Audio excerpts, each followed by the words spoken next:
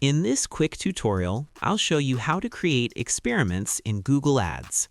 First, go to ads.google.com and log in to your Google Ads account. Next, navigate to the left sidebar and make sure the Campaigns tab is selected. Now, in the Campaigns settings, click and expand the Campaigns option and select Experiments from the drop-down. Then, in the Experiment settings, click the plus button, or click the Create an Experiment button below. Choose the type of the experiment.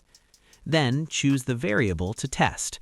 I'll choose Add Variations and click Continue.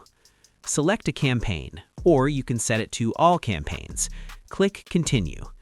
Now, enter your variation details, like its type and all the details you're asked.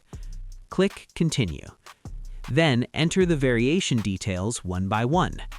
Your experiment will now run alongside the original campaign, and you can compare performance results. And that's it.